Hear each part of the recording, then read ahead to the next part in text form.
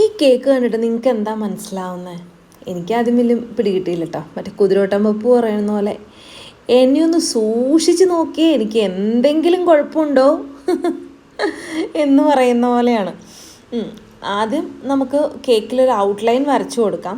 ഇപ്പം നമുക്ക് ഹോം ബേക്കേഴ്സും ഒക്കെ ഉള്ളത് കൊണ്ട് നമുക്ക് ഏത് മോഡൽ പറഞ്ഞാലും ചെയ്തു തരാൻ ആളുകളുണ്ട്. പണ്ടൊക്കെ അങ്ങനെയല്ലല്ലോ, എന്തെങ്കിലും ഒരു മോഡൽ, അത് എപ്പോഴും ചെയ്യുന്നൊരു മോഡലൊക്കെ കുറച്ച് ഫ്ലവേഴ്സൊക്കെ വെച്ചിട്ട് അങ്ങനെ ഉള്ള കേക്കുകളൊക്കെ അല്ലേ ഉള്ളൂ എൻ്റെയൊക്കെ ചെറുപ്പകാലത്തൊക്കെ കിട്ടാനുള്ളൂ. ഇപ്പോഴാണ് പല വെറൈറ്റി കേക്ക്സുകളൊക്കെ വന്നത്.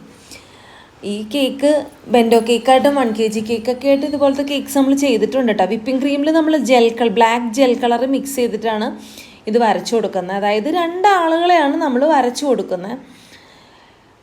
എനിക്ക് പെട്ടെന്ന് മനസ്സിലായില്ല കേട്ടോ, കസ്റ്റമർ ആദ്യം തന്നപ്പോൾ. പിന്നെ സൂക്ഷിച്ച് നോക്കി കുറേ സമയം കൊണ്ടാണ് മനസ്സിലാക്കിയെടുത്തത്.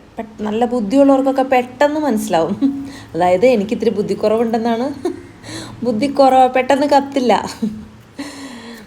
അപ്പോൾ അങ്ങനെ 2 ആളുകളെയാണ് നമ്മൾ വരച്ചു കൊടുക്കുന്നത്. അപ്പോൾ ബർത്ത്ഡേ ആണ്, അതായത് 27th ബർത്ത്ഡേ ആണ്. അപ്പോൾ 27, 26 എന്ന നമ്പറിനെ ചവിട്ടി താഴെ ഇടുന്ന ഒരു സീനാണിത്. അതായത് 27 പറയുകയാണ്, 26 നീ മാറിക്കോ, ഇനി 27ൻ്റെ ഊഴാണ് എന്ന്.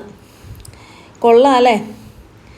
അല്ല, നമുക്കൊരു ഉയർച്ച ഉണ്ടാകുമ്പോൾ നമ്മുടെ താഴെ നിൽക്കുന്ന ആളെയൊക്കെ നമ്മൾ അവഗണിക്കുന്ന സിറ്റുവേഷൻസ് ഒരുപാടുണ്ട്. എനിക്കിപ്പോൾ അതാണ് കേട്ടോ ഓർമ്മ വന്നത്. ഒരിക്കലും അങ്ങനെ ചെയ്യരുത് കേട്ടോ. നമ്മുടെ ഒപ്പം നിൽക്കുന്ന താഴ്ചകളിലും ബുദ്ധിമുട്ടുകളിലും ഒപ്പം നിൽക്കുന്ന ആൾക്കാരെ നമ്മൾക്ക് ഉയർച്ചകൾ വരുമ്പോൾ അവരെയും കൂടെ കൂട്ടണം. ഒരിക്കലും തള്ളി മാറ്റരുത്. എനിക്ക് പെട്ടെന്ന് അങ്ങനെയൊക്കെ ഓർമ്മ വന്നു. അപ്പോൾ അങ്ങനെ കേക്ക് റെഡി ആയിട്ടുണ്ട്. അപ്പോൾ ഓക്കെ, നെക്സ്റ്റ് വീഡിയോ ആയിട്ട് കാണാം.